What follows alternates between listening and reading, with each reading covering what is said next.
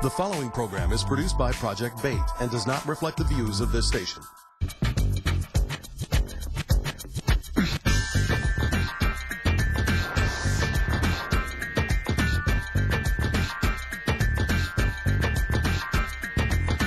This is Mark Wells, and this is the Brazil Report for My People. On a previous edition of For My People, I mentioned that race relations in America were becoming more and more like race relations in Brazil.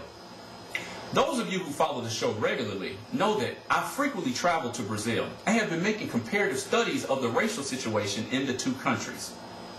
While the history of racial strife in America is well known around the world, Brazil has until recently been able to maintain an image as a country of racial harmony and racial democracy, even though deep social disparities differentiate Afro-Brazilians from their Euro-Brazilian counterparts. Black Brazilians earn half the monthly income of white Brazilians, attend school on average 2 years less, and are 5 times less likely to possess a college degree.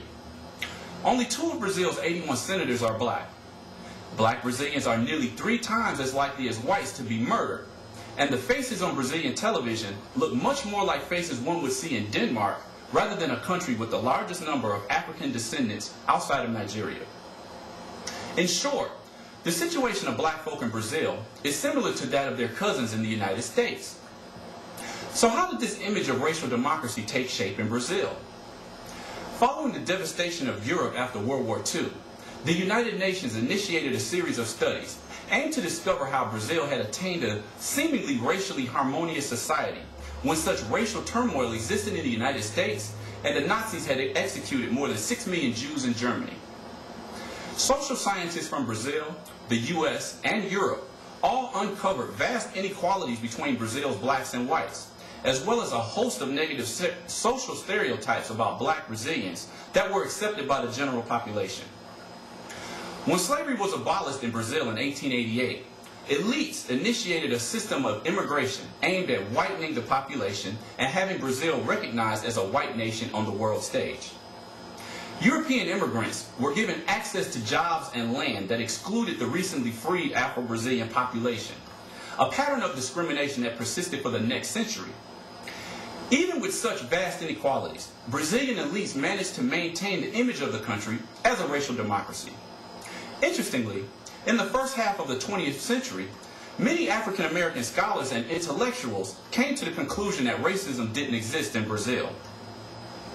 In the 1940s, sociologist E. Franklin Frazier declared, "Brazil has no race problem."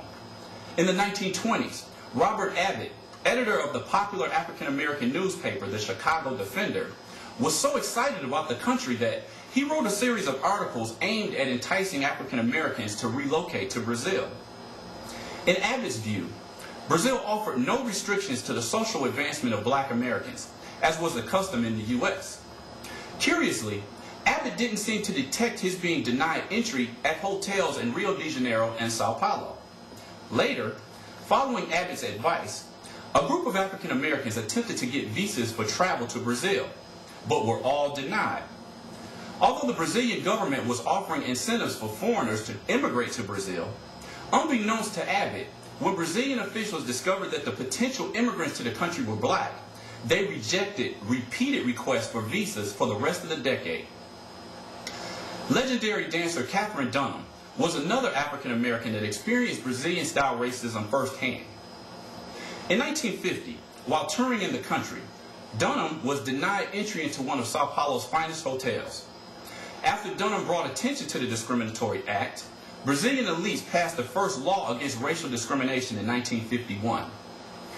It's interesting to note that although black Brazilians had protested against Brazilian-style racism for many years following the abolition of slavery, it took the actions of a prominent African-American entertainer to push the Brazilian government to enact a law against the very discriminatory practices that they denied even existed.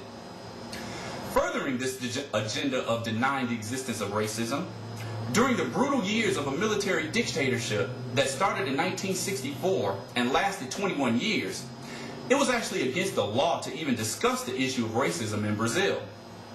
Today, Brazilians of visible African ancestry continue to endure daily racist verbal attacks by white Brazilian citizens, as well as physical assaults, torture, and assassination by Brazilian police.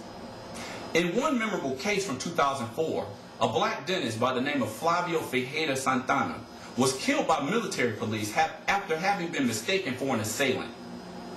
And as I have mentioned in a previous report, the term monkey is a racist insult against persons of African ancestry throughout the world. In 2007, researchers interviewed 500 students and professors in 25 schools in 5 major Brazilian capital cities. They discovered that the Portuguese word macaco, which means monkey, as well as 48 other pejorative terms denigrating black skin and hair, led to patterns of low self-esteem and a higher likelihood of black Brazilian children performing poorly in school or quitting altogether. So what does all this have to do with the American situation?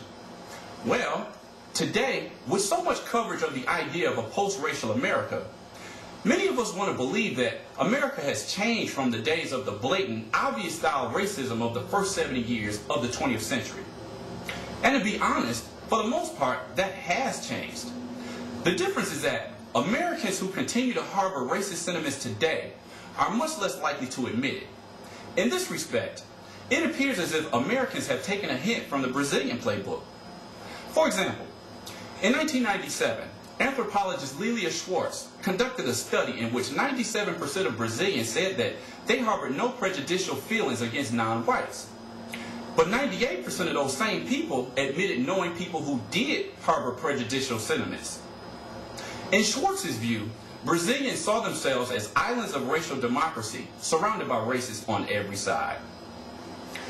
The election of an African-American president has proven that America has indeed come a long way.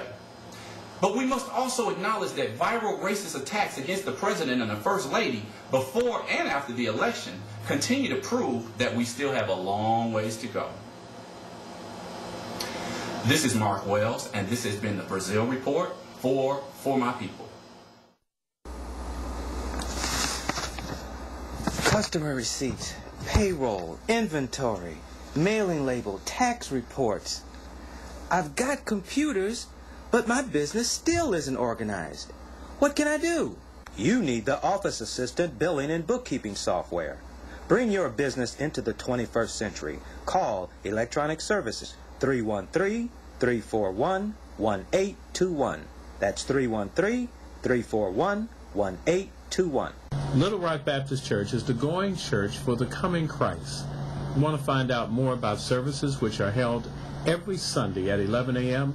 Call 313-872-2900. You know, I run into you quite a bit, and you talk about what you like on For My People. Rather than just telling me or just saying you like the program, why don't you send us something on an email at projectbait@att.net. That's projectbait@att.net. We want to know what you think, whether you like it, whether you didn't like a segment, you want to see something else. Definitely be in contact with us. projectbait@att.net.